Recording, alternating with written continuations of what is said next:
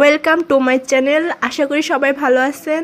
আমার এই চ্যানেলটি আপনি সব রকম ভিডিও পাবেন, cooking, health tips, beauty tips, easy tips and fun. So দেখুন আপনারা ভিডিওটি আজকের। আরে দাঁড়াও আরও কথা বাকি আছে।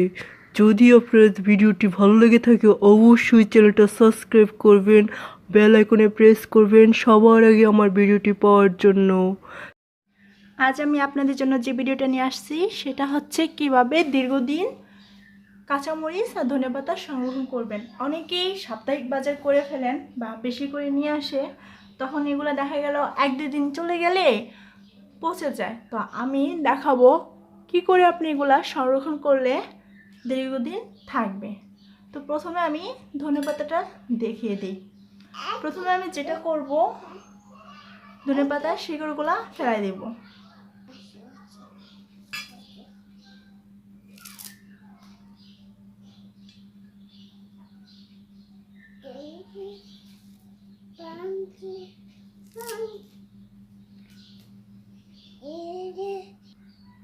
দেখুন আমি ধনেপাতার শিকড়গুলো ফেলাই দিছি। এখন আমি যেটা করব, দেখবেন যে কোনো একটা ধনেপাতা যখন আপনি শিকড় ফেলাবেন এরকম পাকা পাতাগুলো পাবেন। আমি এগুলো আলাদা করে রেখে দিব।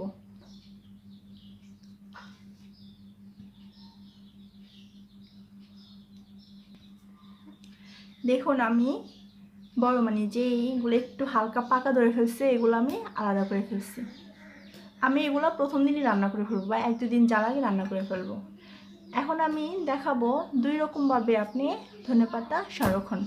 যদি 3-4 দিনের জন্য বা 1 সপ্তাহের জন্য সংরক্ষণ করতে চান তাহলে এরকম একটা পলিথিনের ভিতরে নিয়ে নেবেন।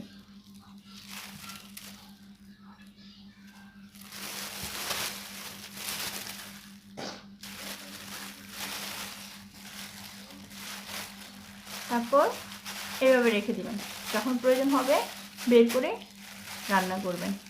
এভাবে আপনার 1 সপ্তাহ থাকবে। এখন আপনার যদি মনে হয় যে ধনেপাতাটা অনেক বেশি হয়ে গেছে, তাহলে আপনি যেটা করতে হবে, এরকম পলিথিন রাখবেন, তারপর এরকম একটা এয়ারটাইট বক্স নেবেন, এর মধ্যে রেখে দেবেন। তাহলে এভাবে আপনি প্রায় 15 দিন রাখতে পারবেন, কিচ্ছু হবে না।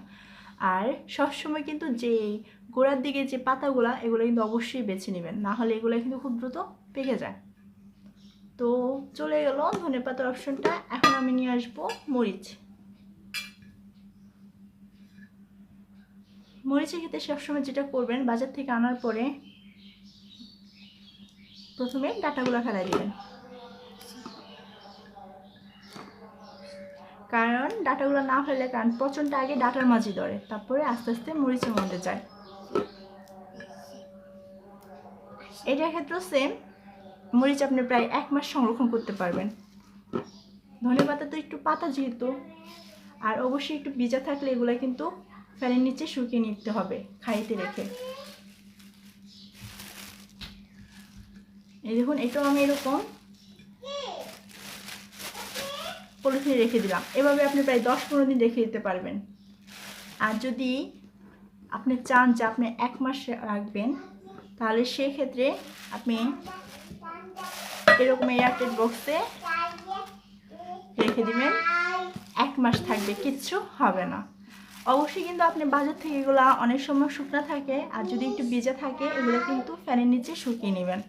আর অবশ্যই মরিচের ডাঁটা ফেলাই দিবেন আর ধনেপাতার শিকড় ফেলাবেন।